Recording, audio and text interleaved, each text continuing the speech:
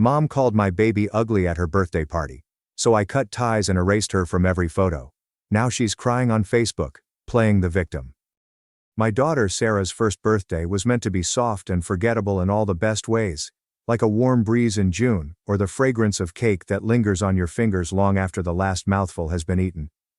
It was a small gathering of family and neighbors in the backyard, with mismatched folding chairs pushed into the lawn, paper plates crumbling under store-bought cupcakes, and kids shrieking aimlessly.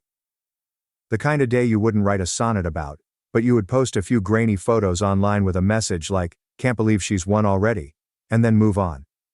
I had no intention of remembering it permanently, at least not in the sense that I do now. Sarah was dressed in a pale yellow romper with a stitched bumblebee on the breast, and one shoe went missing within the first 20 minutes. My husband Rick stood beside me, awkwardly holding her as we sang "Happy Birthday," too slowly, too loudly. My sister Donna cracked a joke about our tone-deaf family, and everyone laughed a little too loudly since that's what we do. We overcompensated. The air smelt of plastic forks, citronella candles, and charred hamburgers. It should have been a great day.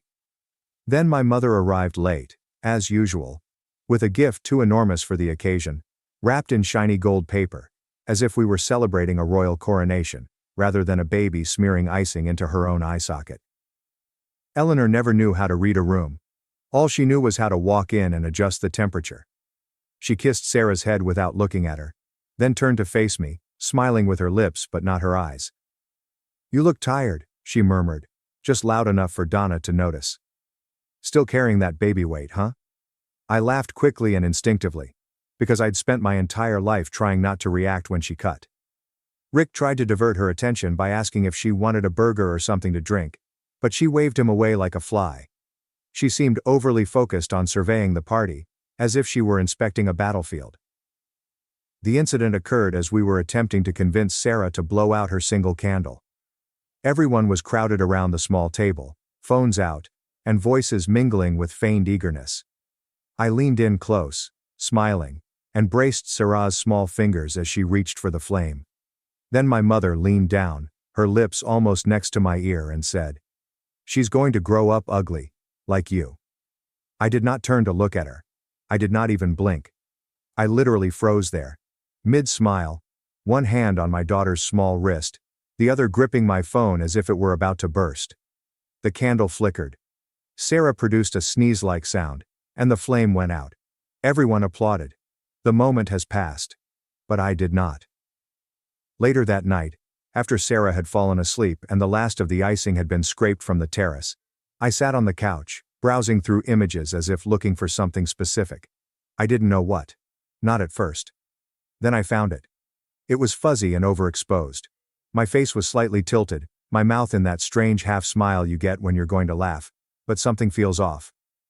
My mother was in the corner of the shot, just visible behind my shoulder. Her face was near to mine, lips curved like a hook, and eyes focused. She resembled a different woman. Nobody else in the shot seems to notice her. They were all concentrating on Sarah.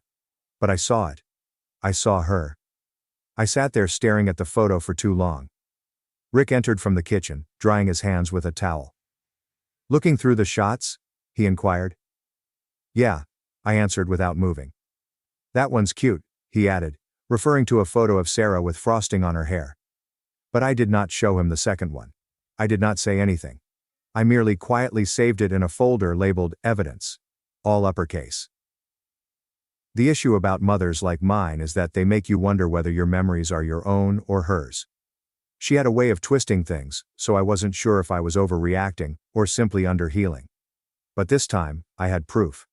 I had a snapshot of the exact moment my brain said enough. That was the first picture I removed her from. I opened my editing app, the same one youngsters use to smooth their skin and whiten their teeth, and I started tiny. I cropped her out. I removed her shadow. Then I went on to group photography, specifically backyard images. The one where she is seated near the grill. The one where she's holding Sarah but not truly holding her.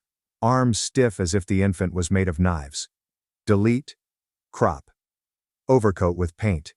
It became addictive, like cleansing a wound you were unaware was still bleeding. The following day, I printed 10 of my best photos and displayed them in Sarah's room. Every single one of them, beautiful, bright, cheerful, and devoid of Eleanor. Donna messaged me a few days later. "Hey, where's the picture of mom holding Sarah? The one from the cake didn't come out?" I replied, which was technically correct. That night, I had a dream about a family portrait, but whenever I tried to smile, my mother would lean in and mutter something, causing my face to crumble like wet paper. I awoke to a scorching determination in my chest. I was not going to let Sarah grow up hearing the same poison I had. I was not going to wait for the next party, photo, or whispered slur masquerading as truth. I wasn't going to let my mother write herself into my daughter's story the way she did mine, with a harsh tongue and a crooked smile. And if she didn't want to love Sarah properly, she would not love her at all. I took out my phone and began looking through every album, memory, and location my mother had ever touched in digital form. And I started erasing her, image by picture, word by word, memory by memory, because revenge doesn't always have to be overt. Sometimes it is just a quiet delete. That's just where I started. There is a distinction between forgetting someone and determining they do not deserve to be remembered. And I didn't truly comprehend it until I was standing in my laundry room, folding a pair of baby socks that didn't even match, and remembered how my mother used to call me thick around the middle when I was 12. Not with malice, at least not in the way most people could see, but with a tiny tilt of her voice, as if she was diagnosing a problem that she believed would only worsen. And she was not wrong. It did. Not my weight, but how I carried myself. By the age of 16 she had upgraded the insult. "Plain," she'd reply. Sometimes in passing, sometimes in the middle of a conversation, as if she was doing me a favor by saying it out loud before anybody else could. I recall brushing my hair the night before prom, holding the curling iron too long on one strand till it sizzled, and hearing her through the cracked door exclaim, "She's just forgettable. Maybe it's the eyes." As if I weren't right there. As if I weren't attempting to obliterate myself quicker than she could. At 22, I told her I wanted to relocate across the nation, start anew, and possibly go to graduate school. She did not flinch. She simply muttered, "You were probably a mistake anyway," as if she were reading it from a grocery list. I did not cry. I just nodded. Because what else can you do when someone tells you the truth like that? You either let it soak into your bones or spit it out before it sticks. I let it settle. For years. But now, I have Sarah. And something about becoming a mother makes you want to either shield your child from the world or expose her to it, piece by agonizing piece. I picked protection since I was aware of how sharp the initial cut could be. And I'd rather she was naive than quietly bleeding before she learned to speak. So I dug deeper than photos. I dug up the old flash drives, cloud backups, and printed albums buried in drawers I hadn't touched in years. Eleanor, my mother, was posing next to me at my wedding with a tight-lipped smirk, as if she were watching a slow-motion calamity. I opened the image in an editor and meticulously painted her out. It took 10 minutes. 10 minutes to remove decades of her standing too near to me, clutching me as if she were allergic to warmth. Gone. I glanced at the shot thereafter, the space she had occupied now filled with light and air. It seemed better without her. Then I moved on. To the Christmas of 3 years ago. She informed me that if I didn't cut back on the salt, Sarah would most likely be born cross-eyed. She said it with a giggle, fork halfway in her mouth. I nodded, too tired to fight. She was no longer in the background of the photograph, replaced by the glow of the tree and Donna's toddler throwing a plastic ornament at the cat. I erased her from a total of 24 images, which is unusual given that we only had 13 visitors at the party. But she managed to insert herself into every situation, as if she was certain that no moment went by without her involvement. Donna was the first to notice. She texted me 2 days after I published the revised album online. "Where's Mom in these pics? Did she leave early?" I composed and deleted my response 3 times before I got to, "She must have stepped out when those were taken." Technically this is not a lie, spiritually perhaps. Rick took notice next. He didn't say anything right immediately, but gave me the slow, deliberate look he saves for when he's deciding whether to hug me or propose therapy. Finally during supper he asked, "Are you sure this is the road you want to go down?" I gazed at Sarah, cheeks full of mashed peas, face plastered with love and innocence, and said, I'm already halfway there. What I did not mention was this. If I had a time machine, I would not go back and stop myself from doing this. I go back even further and eliminate Eleanor from every birthday, every dance recital, and every time I stood in front of a mirror and despised what I saw, because she had given me the means to express that hatred. Late that night, I was going through my phone in the dark when I noticed the message notification flash up. One line, no greetings. Why am I blocked from your daughter's baby album? I stared at it for so long that the screen darkened. I did not respond. I did not need to. She understood why. She simply didn't want to say it. And to be honest, part of me was waiting to see whether she'd send another message, call, or even show up again as if nothing had happened. Pretending that I was the dramatic one. Like I'd always misunderstood her. Like her comments were never daggers, but rather innocent small remarks. But she did not follow up. She did not push. Because she must have known, deep down in her cruel little chest, that I wasn't flinching this time. This time I was chopping. And this time, she was not returning. There is a type of vengeance that does not include broken glass or shouted voices, and does not result in bruises, shredded garments, or tire marks in a driveway. It comes on slowly, like poison in a cup of tea, something that tastes nearly good before making you sick. And when done correctly, no one can track it back to you. That's how I began dealing with my mother, as if she were a silent infection that I was finally addressing after years of pretending I wasn't sick. Yes, it started with the photographs. But it did not end there. Removing her face from images was simply the beginning. Underneath that surface, the rot permeated everything she touched. And I wasn't finished pulling it out yet. First, I excluded her from the family calendar, which Rick and I used to keep track of birthdays, appointments, preschool visits, medical checkups, and holidays. I removed her email address from the invitation list. She deleted all of the events she had previously been invited to. She wiped away the repeated reminders of her presence. Then I altered the location of Sarah's daycare picnic, and only shared the new information to people I trusted not to share it. When Donna inquired as to why the address had changed, I explained that they were experiencing plumbing troubles. That was enough to please her. Nobody doubts logistics when it comes to infants. Everyone assumes that the mess belongs to someone else. Rick was watching me out of the corner of his eye, much like a man watches a lady who has started carrying a knife. I'm not sure whether she's defending herself or preparing something worse. One night, while Sarah was sleeping and I was lying on the couch retouching another old shot, he asked me, "Are you going to tell her?" I did not look up from my screen. Tell who what? He gave me the worn look I'd come to expect. The one that screamed, "Don't act dumb, Jenna." Not with me. So I closed my laptop and looked into his eyes. "Are you going to tell your mother why you're cutting her out of everything?" I did not respond right away. Because there was too much to say, and none of it came across the way I needed it to. So I simply shook my head. "She doesn't deserve closure," I finally stated. "She never gave me any." And that was the most honest sentence I had spoken aloud in months. I didn't receive any closure when she told me I was prettier before my teeth came in. I was 10 years old, standing in our hallway in a new pink dress, beaming because I finally had sleeves that weren't stretched out hand-me-downs. She glanced at me and said, "You used to be cute before those teeth." She treated me as if I were some wrecked adult she no longer wanted. I didn't find closure when she mocked me for crying at my own graduation, or told me that no man would ever marry someone so emotional. And I didn't receive any closure when she claimed Sarah would grow up to be ugly like me. So she wasn't receiving courteous phone calls. She wasn't receiving a formal announcement. She would figure it out in the same way the rest of the world does, via absence. Absence, however, carries its own weight.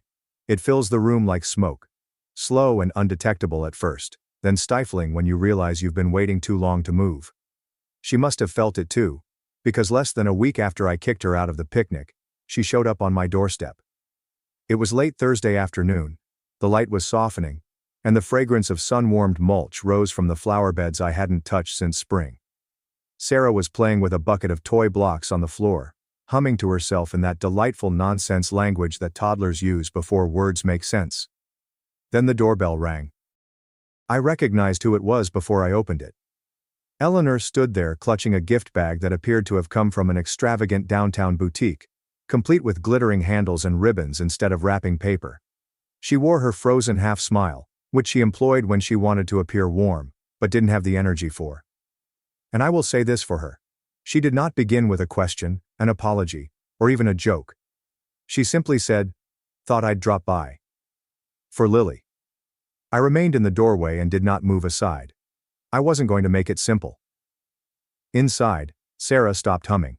She looked up, then toward the door, then back down, as if something in her little head wasn't quite right. Eventually I let Eleanor in, more out of morbid curiosity than grace. She tried to approach Sarah carefully, crouched next to her, and holding out the bag like a wicked fairy godmother dispensing curses disguised as candy. But Sarah didn't approach her. She did not even smile.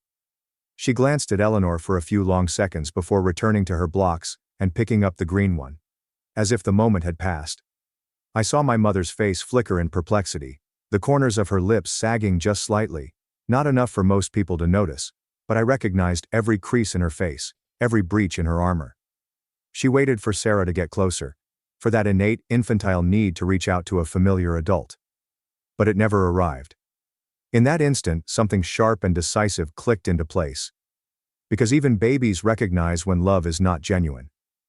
I took the gift bag from her hands without saying anything, placed it on the table without peeking inside, and said the only thing that needed to be spoken. "I think it's time you left." She did not argue. She did not yell. She only nodded once and turned around, her heels clicking against the hardwood as she walked out of the house as if she had somewhere more important to do. However, she didn't. Not anymore. Because I wasn't going to burn down the house with her inside. I was only making sure she never got a key again. I always assumed that if anyone was going to support me, really step up and say, "Yeah, she did that. I saw it too. She said those things." It would be my sister. Donna was the one who experienced it beside me. Grew up in the same tight house, with the same oppressive restrictions and chilly silences that lasted longer than they should have. She was present when our mother called me dramatic for crying during Dad's burial, and then brought her into the kitchen to whisper, "Thank God it wasn't you, sweetheart. I couldn't handle that." She was there when Eleanor would criticize my appearance before turning to Donna, with a smile so warm you'd swear it came from someone else's mouth. We used to laugh about it in our 20s, laying on the floor of my flat with cheap wine and takeaway, calling her Jackal and Mom, when we were courageous enough to do so. But we never dug deeper. We never asked why Donna received the gold while I got the gravel. So when she eventually texted, "Can we talk?" I knew what was coming. The guilt. The perplexity. "Perhaps you're taking things a little too far." Even though I had prepared for it, I still felt a knot in my gut. The same one I used to get when I was a kid, and Eleanor called my name from another room, with that tone that made you question if you'd done anything wrong, even though you hadn't. Donna arrived with coffee in her hand and a tense expression on her face, as if she was trying not to frown, but couldn't quite achieve it. She didn't sit down straight away, instead hovering around the kitchen counter, as if she wasn't sure she wanted to remain long. I waited for her to speak first since I understood how things worked. She needed to feel in charge of the story. "You've been editing her out of everything," she finally said, her words cautious and slow, as if she hoped if she softened them enough, I wouldn't realize they were loaded with judgment. I nodded and leaned against the wall. "Yeah, I have." She hesitated and added, "Isn't that a bit much?" That was when I decided to show her the photograph. I kept it. Printed it. Despite my promise to myself that I was done with Eleanor. But this one was not for her. It was for proof. I gave it to Donna across the table. It was the identical picture from Sarah's birthday, with everyone else clapping and celebrating, and Eleanor leaning into my ear, her mouth contorted as if she were spitting out a bitter truth. She said Sarah would grow up ugly, I told Donna directly. Like me. Donna stared down at the photograph and remained silent for a long time. I saw her eyes skim the edges, the faces, and the frozen moment of me in mid-smile, my body stiffening. I waited for a denial. The deflection. "You must have misheard her." But it didn't arrive. Not right away. Instead, she spoke almost too quietly. "I thought you looked happy in this one." I shook my head slowly, exhausted. Do you really think I was? She didn't respond. That quiet broke something in her. Not totally, not enough to rebuild trust, but enough to consider the possibility that I wasn't making it up. That maybe all those years I was accused of being the sensitive one, the delicate one, the one with too much emotion and too little humor. Maybe I was simply the one telling the truth too soon for anyone to believe it. Then the bomb dropped. That night, Eleanor made a Facebook post. This is not a private message. This is not a telephone call. A public status that all her friends, neighbors, elderly churchwomen, past co-workers, and barely active high school acquaintances could see. It reads, "My daughter has poisoned my relationship with my granddaughter. Pray for me during this painful time. Some people don't know what family means until it's too late." It was shared 17 times inside the first hour. People began to leave comments, sending her hugs and prayers, as well as anecdotes about their own children growing cold or entitled and rude. Some of them even mentioned forgiveness. A woman wrote, "You're still her mother. Don't give up on her yet." I read it all in startled silence, sitting in my kitchen with the lights turned out and the light from my phone searing into my eyes. My hands shook with a mixture of wrath, embarrassment, and something I couldn't quite name. Perhaps grief, for the tiny part of me that still wished she'd someday say, "I was wrong, you didn't deserve that." But she never would. Instead, she went nuclear. I considered leaving the post unanswered, allowing her to sink in her own martyrdom as I remained silent. But then I realized that quiet was what had kept me shackled for so damn long. She felt most comfortable speaking in silence, saying nothing in response to nasty comments. When memory was uncomfortable, we pretended it did not exist, expecting me to take every insult like communion. So I broke the silence with a single comment. Only one. "You should pray for the woman in that photo," I commented on her page. "She doesn't exist anymore." By morning, there had been over 200 comments. Some of them supported her, some of them backed me.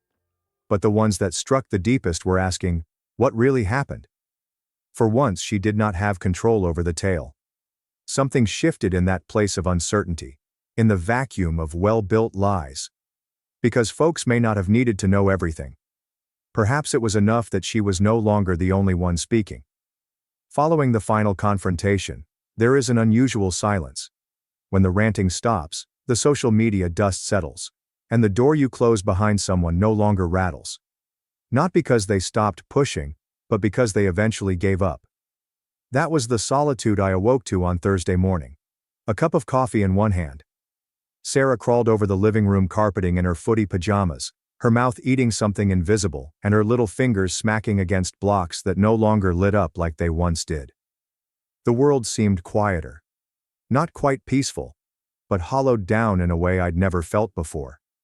It was the kind of silence you get after gutting a house, and the floors still echoed from what once lived there. I'd been thinking about the baby book for months, ever since Eleanor showed up with that present bag and Sarah shied away, as if her body knew better than to let the poison in. Something clicked for me that day. Something essential and definitive. It wasn't simply about eliminating my mother from the present. It was about denying her access to the future, ensuring that her shadow never crossed the barrier of Sarah's recollection. Because youngsters remember more than we realize. They recall the tone of voices, the stiffness in their mother's jaw, and how hands clench when the phone rings. I remembered. I recalled everything. And I wasn't about to let Sarah inherit that history of harm. So I started writing it by hand, which felt more traditional and spiritual than typing. I made my own baby book, with pastel pages and gendered questions. Brown leather, thick paper, stitched binding. I composed the narrative of Sarah's birth, her fingers curled around my thumb, as if she knew who I was. It was the first time she laughed at the dog's tail. She preferred sweet potatoes over carrots. I wrote about Rick installing her cot in the middle of the night while muttering under his breath, and how we debated whether or not to play white noise while she was sleeping. But I did not write about Eleanor. Not once. Not just a footnote. Not as a background character. Not as a name scribbled beside guests or presents. She was a ghost.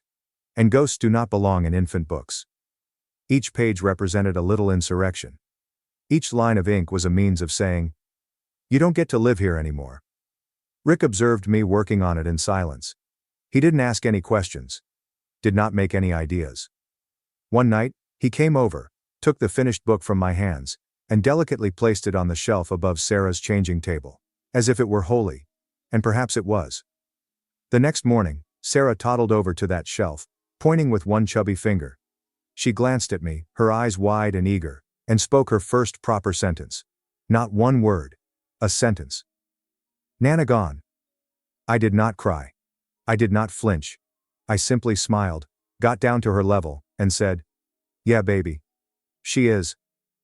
It was not unkind. It was not even bitter. This was the truth. The simplest kind.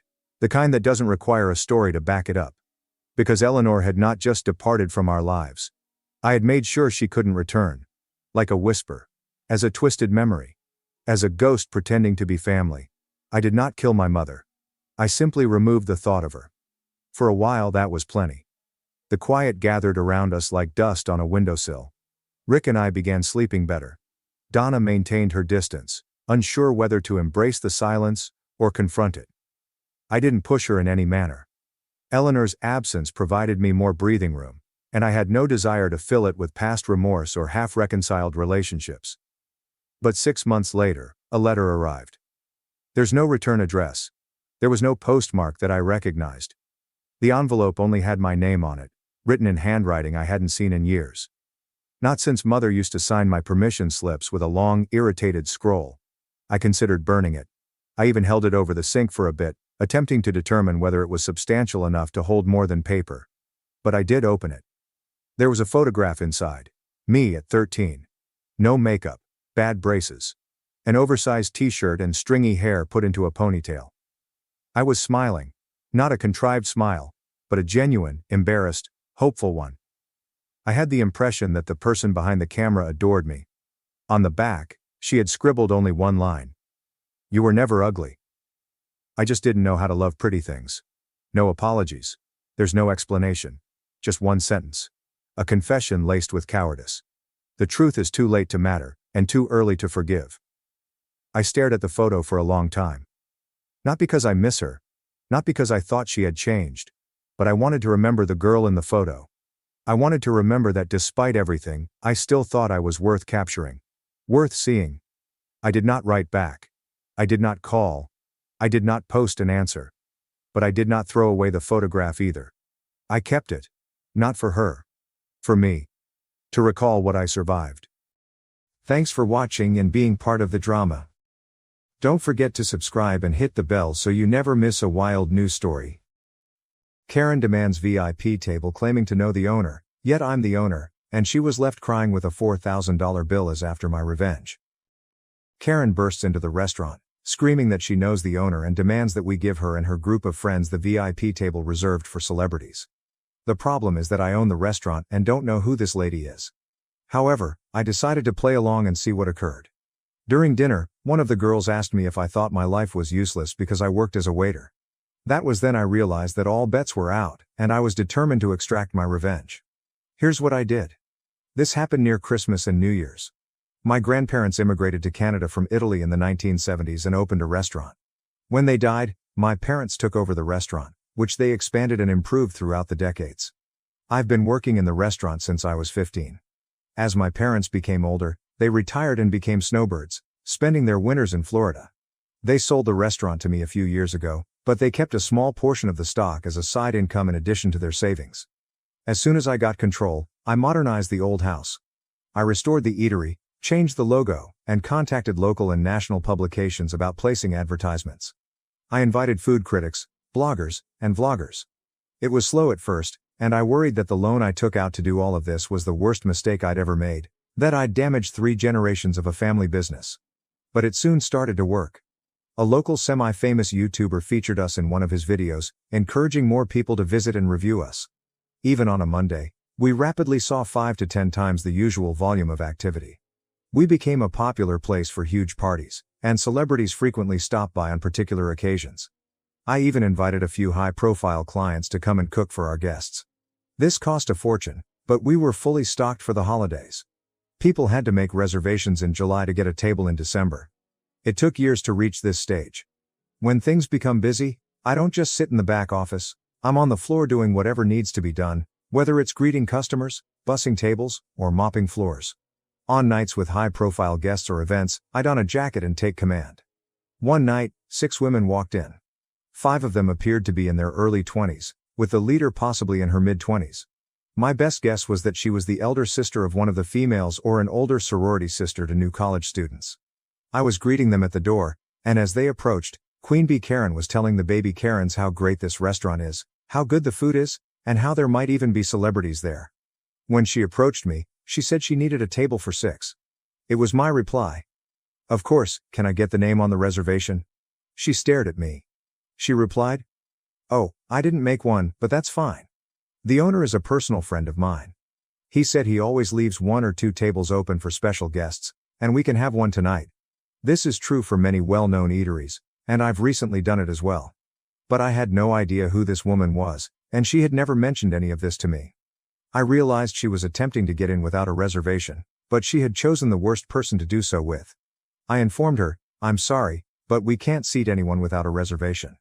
As you can see, we have no seats available."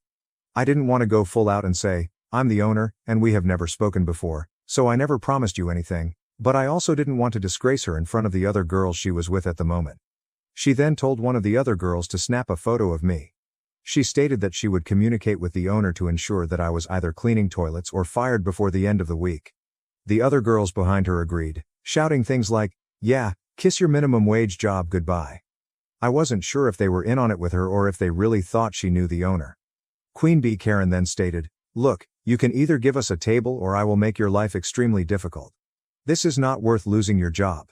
She kept pointing, attempting to demean me, and then saying things like, "Obviously, you aren't anyone here, because if you were, you would know who I am and never try to tell me anything other than yes or of course." She was constantly attempting to push me down and steal the table. At this point, it had been a difficult day for me, and I had 3 options. Number 1, I could inform her that I am the owner and confront her with all of this. Number 2, I could simply hand her the table and let it go. Or, finally, I could show Queen Bee Karen and her minions a lesson. I chose option 3. I smiled at her and replied, "Of course ma'am, please follow me." I handed her one of the 3 tables we keep open in case a celebrity wanders in, which happens occasionally. I responded, "I apologize for everything, and you are right, it would be simpler just to give you the table." I also informed her that the first 3 rounds of drinks would be complimentary. I sat them down and personally served them. While they were sitting there, I said, "We need one of your credit cards and IDs just to keep on file, and we'll return them to you before you leave." Queen Karen gave me her card and told the baby Karen minions, "Tonight is on me." I took their orders, gave them their complimentary beverages, and warned them that due to our busy schedule tonight, the food may be delayed. The females were solely concerned about the free drinks. They ordered 3 rounds and still hadn't received their food. They ultimately called and requested me to look into it, all while giving me the worst attitude since they arrived. I assured them I'd look into it, but also asked if they needed more drinks. They ordered 2 more rounds. They were sloshed by the time the appetizers arrived, having spent most of the night drinking on an empty stomach and nibbling salads. As the dinner arrived, additional drinks were ordered. What these females didn't realize was that they were sitting at our VIP table, which generally costs a few $1,000s, but I didn't charge them. Except for the first 3 rounds, I charged them for the highly expensive cocktails they consumed throughout the evening. Furthermore, the table they were sitting at was VIP, as previously indicated, hence the menus differed. Prices are not listed on these menus. This is a restaurant industry trade secret. They also served higher-end menu items including white truffle, black caviar dinners, and specially imported West Coast oysters, among others. At one point during the night, I honestly started to wonder what I was doing. I was scared I was going too far with these poor girls. They might not know any better. But there were moments during the night that cheered me, such as when one of the baby Karens asked whether I thought my life was useless because all I ever did was serve. Also, one of the other employees told me that they were plotting ways to mess with me, believing that they could do so whenever they wanted and that I would always give them a table. I heard them say, "He's cute, but I wouldn't date a waiter like that. He's such a pushover." There were more comments like that throughout the night, so I continued their life lesson. By the end of the night, each female had racked up a bill of $500 to $600. I delivered Queen Karen a bill for $4,232.23, which included tax and tip. I've never seen someone sober up this quickly. She went from laughing and giggling with her friends to nearly crying. She quickly summoned me over and inquired whether this was a joke. I accepted the bill, looked it over, and apologized. I will get you the correct bill amount. Again, she appeared absolutely relieved, as if she had received someone else's bill, and called me a effing idiot, before continuing to chat to her friends. When I returned to give her the correct bill, she flipped out again. It was simply a question. Is there something wrong with this bill that you did not order? She and the girls were startled and went over every line of the bill, even the first few lines, which described their original 3 rounds as complimentary. They then took out their phones and went over everything 100 times, totaling everything up. Queen Bee, apparently shocked, just replied, "1 second, I need to use the restroom." Part of me thought she'd dine and dash and leave baby Karens with the bill, but I quietly reminded her that we had her ID and credit card, without being too obvious. I was concerned that she would run out of money. 10 minutes later, she comes with new makeup, plainly crying, and tells me about how bad the food was, how terrible the drinks were, and so on, demanding that I at the very least cut the price in half. She went on to add that the baby Karens would help, despite the fact that she had already told them that the night was hers. Then, as if a bright bulb went off in her head, she brought up her purported relationship with the owner once more, as if it would give me extra impetus to cut the price in half. I grinned as I told her, "No, simply no, I cannot change the bill." She pulls out her phone and shows me a string of text messages from someone named after my restaurant, followed by the term owner. I immediately understood what she had been doing in the bathroom, most likely changing one of the other Karen minions' contact names and deleting previous texts to build this new script. I went through the messages and clicked on the contact information before telling her, "That's not the owner's cell phone number." Her reaction was, "He has multiple phones for business, of course. You don't know all of his phone numbers." I said, "How about this? If we call him and he says it's okay to take 50% off the bill, then I'll do it." Her response was to start raving and screaming, which grabbed the attention of the few remaining customers, and I realized it was time to finish this. I told her in a less sympathetic tone, "Cut the crap, little girl. You don't know the owner. You have never been here before, and if you keep shouting, I will call the cops." Her tone shifted as she tried to justify herself as best she could. My response to her pathetic retort was, "My grandpa founded this restaurant. My family has been conducting this business for centuries. I've been working here for almost my entire life. I am the sole proprietor of this restaurant, and I have never seen you, heard of you, or promised anything to a stranger I've never met before tonight." The little Karens were frozen and unsure how to respond. Queen Bee was in tears. I said, "Now I've given you the table you requested? One of these specially reserved tables for high-end clients that I didn't charge you for, as well as 3 rounds of complimentary cocktails. If you don't pay your bill, I'll phone the cops and give them your ID." Karen signed the bill in tears, and the tiny Karens grabbed into their wallets and handed her the cash they had, which was probably a couple $100, with the promise to reimburse her more. 2 days later, an agitated man enters my restaurant and insists that one of my bartenders speak with me. I was in the back office working, so he had to wait about a half hour. She was with him, but she kept her head down. I took them both to my office and showed him clips from the security cameras, which had especially good audio because they were in the VIP section. We needed to keep accurate records in that area due to previous unrelated mishaps. I showed him most of it, their remarks, orders, and everything. After everything was said and done, he hurried out with her, shouting at her the whole time. I haven't seen or heard from any of them since, but the original bill I handed them, which did not contain the $120 oysters, is framed on my desk. As a side note, I did not lose as much money at the table and during 3 rounds of drinks as you might assume. I didn't lose anything since I didn't expect to gain anything at all. The expense of the lunch and accompanying drinks more than made up for the first 3 rounds losses. So, now that you've learned everything, am I the jerk? Aside from the money, trying to bully their way into grabbing a seat, and avoiding paying the bill, the Karen's perspective on the world was probably the most astounding aspect of the incident. That one statement about the OP's original poster's ineptitude as a waiter really jumped out. It appeared that OP was about to abandon his entire vengeance scheme, but one of the baby Karens questioned him if he felt his life was pointless because all he had become was a waitress. That has to be one of the most ridiculously entitled perspectives we've ever seen on this channel. It may not be as thrilling or insane as some of the other stories, but the fact that she perceives the world in this manner is plain sick. There is nothing wrong with having a job, regardless of your income. This happens frequently with jobs like janitors, and I loathe it when people think they are superior just because they do not work in those roles. There's nothing wrong with becoming a janitor. I don't understand the thinking, But in this case, she not only feels that way, but she also wants to humiliate him for having a difficult job, such as being a waiter, or so she thinks he is doing. Another thing. I'm glad this tale ended on a relatively positive note, with the father seeking to reverse the situation but becoming more upset with his daughter than the restaurant owner. The only thing that frightened me was that the restaurant was recording audio from the people sitting at that table. I'd probably avoid going to a restaurant if I knew my conversations were being recorded.